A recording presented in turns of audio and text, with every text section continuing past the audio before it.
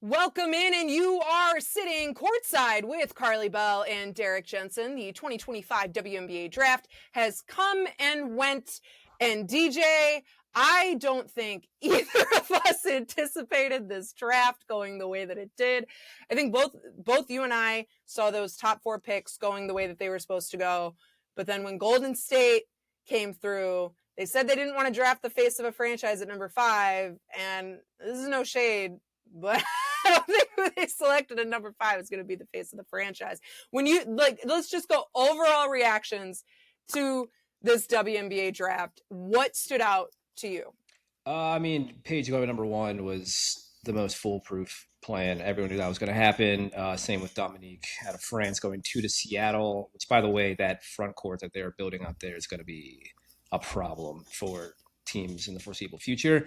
A little shocked at Sonia going 3. I thought Kiki would to get your forward, but when you go back-to-back picks, it doesn't really matter. And like I had said earlier, and I tweeted about you too, picks 1 through 4, they make the same salary in WNBA. Now, if they had 3 and 5 and then went with one or the other, and then you could get a little problematic just because of pay and all that stuff too. But I thought they did fine those first 4 picks. Yeah, like you said, 5, kind of a shocker, brand new franchise.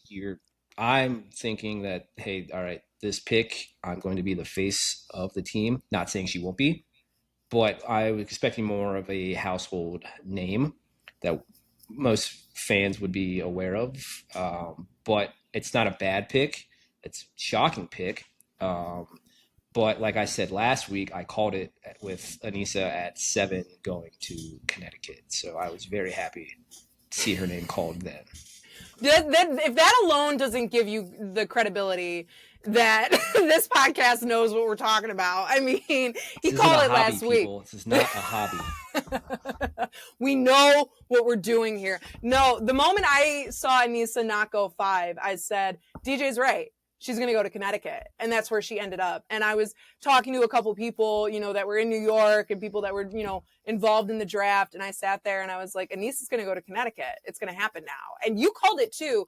Her going out there, I feel bad for her because it's Connecticut and it's not Chicago. But no, it is what it is. Think it is what it is. But I think you said it best. That coaching staff is getting the steal of the draft by far. The one thing that shocked me, and you know what, Twitter people, I will take the L, okay? I will take the fat L about Georgia Amoore. I just, there's something about a 5'6" point guard, and I think that statement says enough. You're a 5'6" point guard. You don't see a lot of point guards under 6 feet that last long and get a lot of minutes in the WNBA. True, but she's got a great offensive game, which is huge on her end. The defense is lacking, and I'm sure with the new coaching staff in DC, they can easily work on that. As a short person myself, it is kind of a liability on the defensive side of things, but you can't measure her heart, she's got it. She drafted high for a reason. The talent is all there regardless of her heart or of her size. And I will say this, I think of the places that she went, Washington is the best fit for her. Washington, I think we all saw, is wanting to rebuild in this draft. And what they did in this draft was exactly that. Every single pick in that first round will be getting heavy minutes by far in this upcoming season. And I think Georgia being there, I think they're trying to get their core now. Depth piece, exactly. I think it's a smart one. And then after that, somebody I did not anticipate being a first round pick was Sarah Ashley Barker. I saw her going early second round. Honestly, I really did see her going 14, 15, something like that. Her going to LA, I think that's a phenomenal fit for her. I also think that that game against Maryland, and I'm sorry, we're going to talk about, your Terps won that one. So we'll sit here. That's a positive thing. She sent it to double overtime multiple times. Yeah. we could stop her, that game would have ended when it did. But yeah, no, that game I think sealed her faith as a top 10 pick. I like what they're doing out there in LA with Plum, uh, Brink off an ACL, and Hamby. And now you kind of have a taller version of Plum, who is a scorer, which we saw in her days in Washington. Yeah. And now you've got a 6 foot version of that with Sarah Ashley Barker coming out of Alabama. And she also, I mean, she's got offensive efficiency. She put up a 40 spot in that game. Like she is somebody that absolutely proved her worth, I think, in just that game alone. I think she showcased what she could do. Outside of that, and we're going to get into the sky in a little bit, but Sanaya Rivers and Anissa Morrow both going to Connecticut is something I really, really love. I think that front court, and I don't think anyone really knows what Connecticut will look like just yet for 2025. I think this is a team that's still trying to find their identity and understand what they want to bring, because it is a really weird conglomeration of players that are there. A lot of former Sky players out there, and Marina Mabry, Lindsay Allen, Diamond DeShields, all of them. So it's a very interesting conglomeration out there. I think, though, both of those forwards that they picked in Sanaya and Anissa were phenomenal picks for Connecticut, because having the forward is the most valuable position in the WNBA by far. So adding those two specifically, you get them cheap, locked in for 4 years, and I think both of them are going to do really well in the development out there. That's best case scenario for them too. When you get drafted by a rebuild team, you're going to get your minutes and you're going to play right away. So the development is already starting just after hearing their name getting called. Yeah, exactly. So exactly what they're going to get those minutes too. And and as we saw out of certain players last year, in Chicago with Angel Reese and Camila Cardoso, also with Caitlin Clark, a lot of those really top 5 to 8 picks last year that got those heavy minutes. We saw how monumental having those minutes were by the end of the season. Having those minutes get there and having the ability to be out there and understand what it is to play at that high level, have those minutes, understand what that game speed is like, because it is a different speed compared to college. It's going to be really, really monumental for them. And then let's just get into the sky. Let's just get into it, because they drafted a phenomenal international forward, and then they got another superstar in Haley Van Lith. What was your reaction? You were texting all day, and you're like, I think Haley's going to come to the sky. I just think it's going to happen. At first, I was like, no, there's no shot. They're going to get a bigger forward to lighten the load off of Angel and Camilla, which makes sense. Can't have them do it all. We saw that too towards the end of last year. They just get gassed and tired. So they have some depth, eats up some minutes, so they're not playing all night. But then as the day kept going on, I was just like, yeah, I could easily see them doing this. And then I texted you like 2:00 saying, all right, they're going to take her. And it's because even though they have 100 guards on this roster right now, 92 of them won't make it. They'll have some depth pieces. Some will probably make it to training camp and then get released. But now she's going to learn behind one of the best point guard vets and Courtney Vandersloot. So to learn that and be a sponge, and then now you are building a big 3 behind Haley, Angel, and Camilla. It is great from a team perspective. You're going to get with the scoring and rebounding and just the toughness. And then if you look big picture, which I'm sure the front office was when they saw her name available at 11, this is a marketing home run pick. You are not going to see an empty seat at Wintrust at all this year. Nope. You have Angel's brand, you have Camilla's brand, and now you have Haley's brand. This city is going to erupt this summer. And it was a perfect fit for Tyler Marsh in his first year as Sky head coach. And I honestly, this could be this will be a more fun season than last year. And last year was phenomenal. And it's just now getting better. 1,000%. And what's, Jeff Pagliacca and Tyler Marsh spoke after the draft, and I'm sitting there, and the first question asked was, so, were you shocked that Hailey Van Lith was there? And Jeff was like, yes, I was very surprised. And when I spoke to him afterwards, he goes, I was very surprised. A lot of people, including myself, I saw her going in where Georgia Amore got drafted. That's where I saw Hailey Van Lith going. Yeah, we talked last week saying she could be a top 10 pick. I said she'd be a top 5 guard drafted. Mm-hmm. She was a 6 guard drafted, but still, she was right there. And her playing at TCU proved it. And now she reunites with her former teammate, Angel Reese from LSU.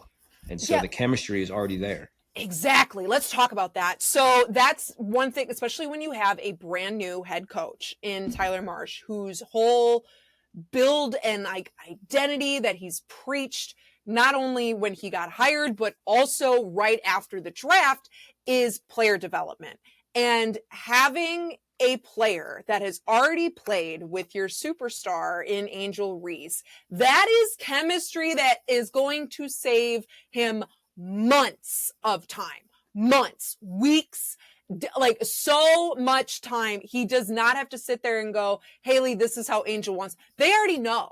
They know each other. They know how their games are. And I also think Angel is going to be a huge, I don't think benefit's the right word, but I want to say she's going to be a supporter. She's going to be the biggest supporter for Hailey Van Lith on this team, not only in just on the court, off the court, but I think she's really going to be somebody. She was a great teammate to everybody last year, but she's going to be a phenomenal teammate to HVL this year in teaching Hailey how Camilla wants the ball, how Elizabeth wants the ball, how Michaela wants the ball, how Rebecca wants the ball. That is going to be so monumental and so helpful to a first-year head coach. I mean, you're also going to get that, too, from Sloot. She's going to teach you, hey, when they're coming out on a high pick and roll, they're going to come up here. This is where they pivot. Place the ball here to get it to right in the sweet spot. You know what they want already, but if a defender is showing you something else, you have that muscle memory of going, all right, okay, I'm going to get it off here right before the switch, and then boom, easy 2 right there. Plus, we saw in Hailey's post-draft presser, Angel's been in talks with her since all of last year. I know the season didn't go the way they wanted to at LSU, losing in that Elite 8. Angel went off to the WNBA, and Hailey transferred to TCU. But Hailey was saying that Angel's been texting her nonstop. And what better support system than having a former teammate in your corner throughout your final college season, and now your teammates in the W. I think it's going to be so phenomenal. But then let's also talk about that number 10 pick in Aisha Sioka. This is going to take us some time to navigate some of these pronunciations, so bear with us here. But Sioka, 20 years old, out of Slovenia. She just recently was playing in France. But what really stood out when I was looking quickly at her highlight tape, I've watched kind of her highlight tape a little bit all off season, but then I watched it again after she got drafted, and then they sent out her stats. She is somebody that contributes across the stat sheet. And somebody asked both Jeff and Marsh, with this prioritization rule now being in full effect in the WNBA, will Sioka see playing time in the W this year? Will she come over to the W this year? Which is a very valid question.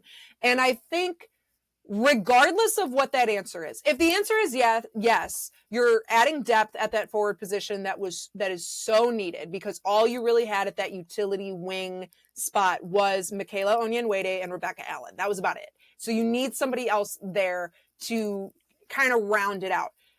And And she's 19. She's fast. She's got great hands. She can score on all three levels, has a great 3-point shot, has great driving ability. The one thing that really stood out to me is she has a higher assist rate than rebound, steal, or turnover. She knows how to find players. The one thing, though, that I think there needs to be room for growth is her defensive game. That is where not playing in NCAA and, not playing in the W, that's where it's going to hinder her. But she's 19 years old playing against grown women overseas. She knows what that physicality is like. She knows what that speed is like. She knows what the game is like. She knows that there's just more being asked out of her. So I think if she does come over, she's going to be a key development piece. That is somebody that I think the coaching staff will really focus on developing. If she doesn't come over, you still retain her rights. And not knowing what 2026 is going to look like, you have a forward there, or a forward wing utility, however they want to develop her, there to add onto it. On top of that, her being a top pick and somebody that a lot of people had in that top 10 on their draft boards because of what she does internationally, she also provides trade value later on. She is somebody that, let's say the Sky do a little bit better in 2025 than people anticipated, and they want to try and move their way up in draft capital. Trading Sioka's rights is something that is really enticing. I think regardless of whether or not she does play in the W, she is going to be a really, really vital piece for the Chicago Sky. And then to wrap out the Chicago Sky, Maddie Westbeld out of Notre Dame coming in the second round. Great Phenomenal pick. I had called it. I knew Maddie was going to come to Chicago. I just had a feeling when you're right up the road at Notre Dame, we talked about that last week. It's an easy recruit. It's an easy, all right, let's hop on. Let's drive 90 minutes east. Let's go see what's going on down in South Bend. It's right there. She's super skilled. She can stretch the floor, puts pressure on opponents. Like, it's everything that Jeff and Marsh are looking at in a stretch player. Size. Yes. And her size. And it's kind of the same that we saw with oh my gosh, I'm already botching her name. And Sioka. She hasn't even been drafted more than a couple hours. But yeah, even with her too, like, super young, but she's a wing that can stretch it all out, that can stretch the court, and that's what you want. And we all know Marsh's pedigree is player development. We saw what he did with Jackie Young in Las Vegas. Mm-hmm. This could be another perfect pairing for her and Marsh and the vision that the Sky see on her. I don't see why she wouldn't come over here. Like, the wing depth that you mentioned is pretty limited, so she could get some valuable minutes. Not saying she'd get a bunch, but this is the best way to grow your game by coming over here. Now, if she wants to stay overseas, I totally get that as well. Just from a personal side, just a big learning curve, new language, all that stuff too. But her interviews at the draft tonight looked fine. She speaks solid English, which is great. But I don't see why she wouldn't come here. I don't either. I think it's all personal choice at the end of the day. And then here's the other thing, and we've talked about it. You and I have talked about it for years, but only having 12 roster spots is starting to prove to be a problem for the W, because there is a very high possibility that a lot of these bigger names that came out of the draft, even at 7, 8, 9, 10, I think Anissa Morrow and Sanaya Rivers are not in this category, but what we've seen just in the past years, there are some huge names that don't make rosters because there's only 12 spots. I'd be shocked there if needs this to be first round expansion. class, all 12 of them, 11 of them, 12 of them didn't make the roster this year, especially with a lot of teams having back-to-back picks or multiple first-round picks. I don't see why you're drafting these girls and then not retaining them. I understand there could be some limitations, like we said, with roster size, cap space, that other stuff too. But when you go into this draft, you already have all that allocated and sorted out. So I don't see why this first round group of girls shouldn't make the roster. But any of them that don't make it, I would be shocked. It's one of those things where at this point, and this is something I really hope comes in this upcoming CBA, is expanding rosters. The WNBA rosters just need to be 14 to 15 players. With injuries that happen, with these girls playing year round, a lot of them either in Unrivaled or in Athletes Unlimited or playing overseas, injuries are a thing. And having that depth and that ability to go to your 13th, 14th, 15th player is going to be crucial. And on top of that, it promotes teams keeping that second round draft pick, that third round draft pick. It promotes player development. It promotes more marketing. It's something where at the end of the day, I know it comes down to insurance cost. It comes down to cost and all of that. But you need to start at some point. The league needs to sit here and go, when do we start expanding rosters? Because the W is only going to get bigger. This is like, everyone's like, oh, 2020 2 teams coming in next year. Why not add like 2 roster spots per team? Exactly. Like you're going to limit the rosters, but you're going to keep growing and adding more teams. So that's even more girls who are skilled beyond belief missing out on playing in the best women's basketball league in the world. Exactly. It's one of those things where I really hope that's something that comes in the CBA. Look at us going. We go all over the place in this podcast. Started about the draft, now we're going to CBA negotiations. Let's get back, though, to the Chicago Sky. Maddie Westbeld, phenomenal pick, someone who can stretch the floor. And then their last pick in the draft is Aisha Coulibaly out of Texas A&M. Coulibaly, I want to make sure I pronounce that correct, at number 22. Another shooting guard. Great defender, yes. Yes. Unfortunately suffered a knee injury in January. So whether or not she's able to play this year or make the roster is something that has me a little worried. They just say knee injury. No one knows if it was a ACL, MCL, meniscus, but a knee injury in any case is always something that you get nervous about. I'm going to be honest. I didn't know much about her on it. I really didn't know much about her, but just looking at her stats, she is somebody that can contribute offensively. Obviously you need that, but like you said, that defensive game is something that is really, really, really enticing. I believe she averaged, 1.8 steals a game as a shooting guard at 6 foot. Mm-hmm. That's fantastic. 13 points, almost 6 boards, 2 assists, and 45% shooting, for the Aggies down in Texas A&M. 2-time All-SEC, great player. Very unfortunate with the knee injury.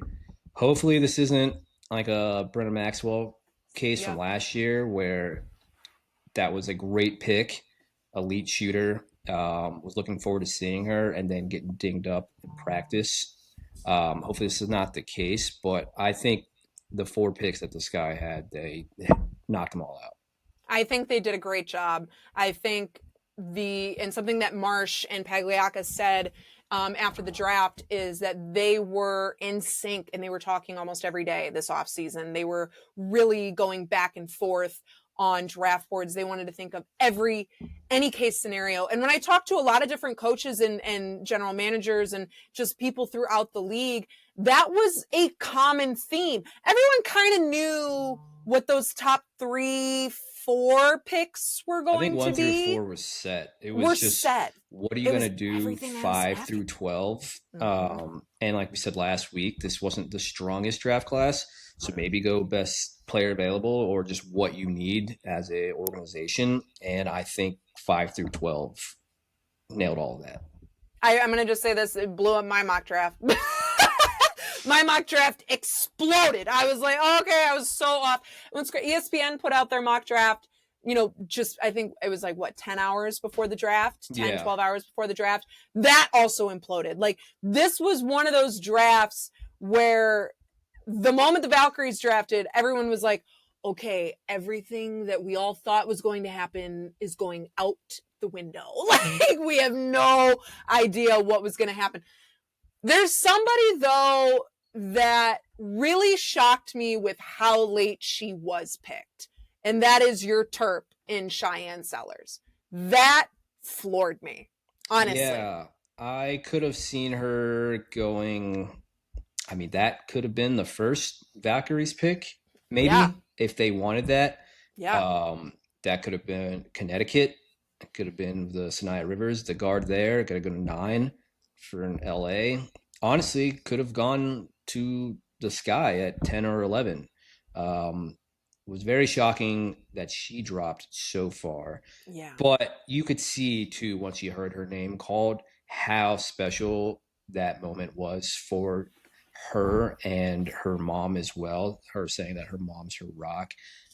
Just seeing all that, being all choked up too, like real special moment for Cheyenne, and I'm very, very happy for it. There's somebody else that also shocked me that fell as far as she did, which was Michaela Timpson. She's 6'2" with a 6'9", 6'10" wingspan. Like someone that long, like just that length is something that it's so hard to overlook. So I think she went at 19 to Indiana. Indiana got a steal with her at 19. I think she's going to do really well. Again, that's if she makes the team, because if you look at who a lot of free agents went to Indiana this offseason. Exactly. So a lot of it's all roster about spots are already filled up there. They already did a lot of signings there. You're not just going to sign these girls and cut them immediately. I mean, that is somewhat the case kind of in the WNBA, but like I feel like with a team like the Fever and all the exposure they're getting now, like they are set with who they have on their roster. I'm also really happy for Harmony Turner going in the 3rd round out of Harvard to Las Vegas. I think Vegas is in an interesting spot right now. That's another, I mean, I trust Becky. Becky kind of knows what she's doing. I'm sorry. She's a really great coach. I think she knows what she's doing in regards to, creating a roster. But I think she is somebody that I really hope Harmony is somebody that earns her spot on that team, because I believe her working under Becky Hammon is a really great pairing developmentally. And I think she will do really well if she does make that roster. Okay, DJ. That, and last before we get going, I think that will be almost like it's like another year of Kate Martin, like 2.0. That team like adored her and just welcomed her with open arms, and she's a great player, which is what I also see in Harmony as well out of Harvard. So this could be another Kate Martin 2.0 type match made in heaven ordeal out in Vegas. I love that. That's a really great point, honestly. Okay, DJ, we're about to wrap this up here. Before we wrap it up, though, let's go. Who do we think won the draft? So far, I think you and I both agree that Washington really knocked it out of the park. But outside of the Mystics, who in your mind won the draft? I am really impressed with what the Sparks did. I know we talked earlier with Barker going 9 was a shocker to all, but with how she played in the tournament and her scoring ability and her size being a 6-foot guard, it's perfect for what they are looking for out there as well. So now you have her teamed up with Plum, Rakia, Brink off her ACL, and De'Erica. Nice little mix and match there right there too, and she can take the load off of Plum's scoring. You don't need Kelsey to go out there and drop 30 every single night. You can now pass the rock, as the kids say, and spread it all out, and it's a really solid team for the new regime out there in LA. I think that's a great point. And we both agree Washington did a really great job in their rebuild. This was a massive draft for Washington, by the way. Huge. This was like franchise defining picks. You had 3 in the top 6. If you get any of these wrong, you're setting yourself back another year, if not 2 years. And I think with the 3 that they've got in Citrone, Kiki, and Georgia, they crushed it with that. And they also got Lucy Olson and Zay Green, like 2 phenomenal guards there as well. And then you also have, I think the Aaliyah Edwards Kiki pairing is going to look really, really cool. I'm intrigued to see if Shakira Austin stays there after this year. I think Shakira, I think this, I don't want to say it's like a proving year for her because I don't feel like that's fair because I feel No, like but she's she had a proven herself. great unrivaled year, unrivaled Yeah. season. So like if you just carry that momentum Yep. and then bring it into the next year, and now you're playing yourself for something greater. Yeah, 1,000%. You said LA.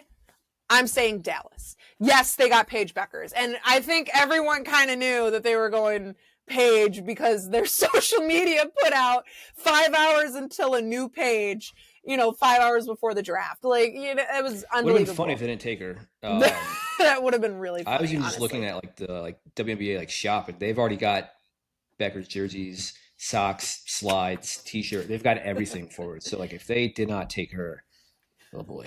Big oof. But outside of that, you also got Isaiah James out of NC State at the very end of the first round. I think that is another huge steal. Everyone's like, I think, Dallas has too many guards. You have the Enrique there. They also got JJ Quinterly out of West Virginia. I think with how Kurt Miller approached this draft is he knows that he's not going to have a lot of these players back next year. He knows it. So he's getting that core now. And I think he did a really great job. And not only that, I think getting Madison Scott in the second round, another phenomenal pick. That is somebody that don't know if she'll make the roster for 2025, but I think they'd absolutely retain her rights regardless of that.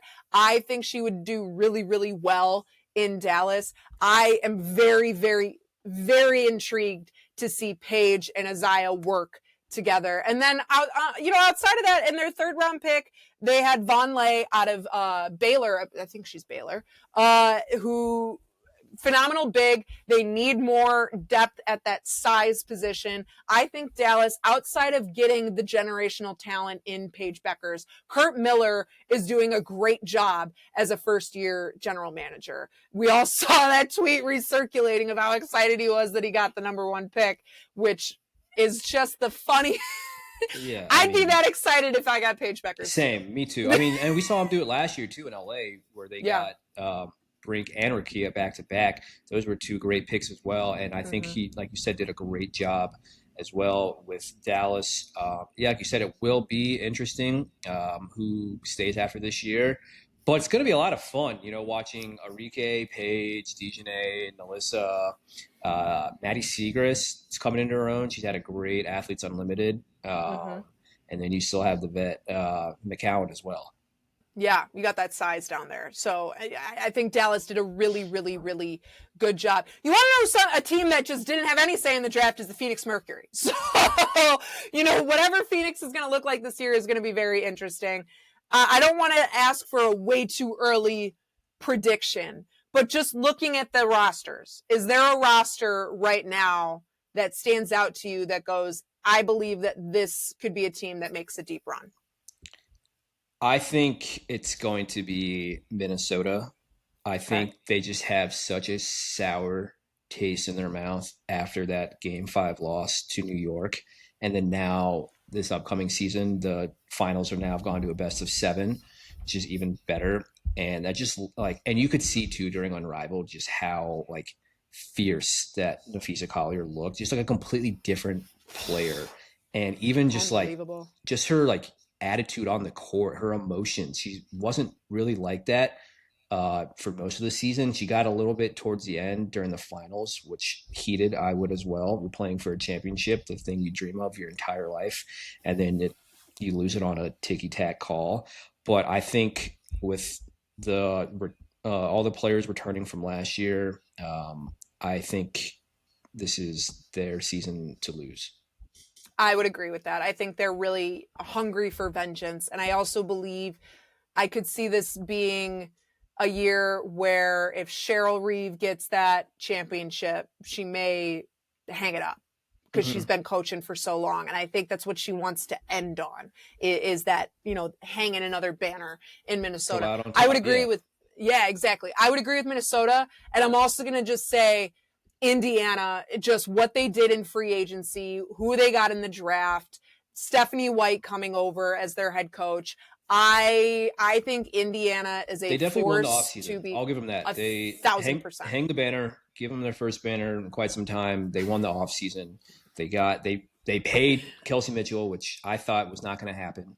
I thought she was going to walk. They traded for Sophie Cunningham. So you have another 3-and-D defender. Obviously, Sid Caitlin Colson Clark is just like a great locker room presence. Shout out Sid.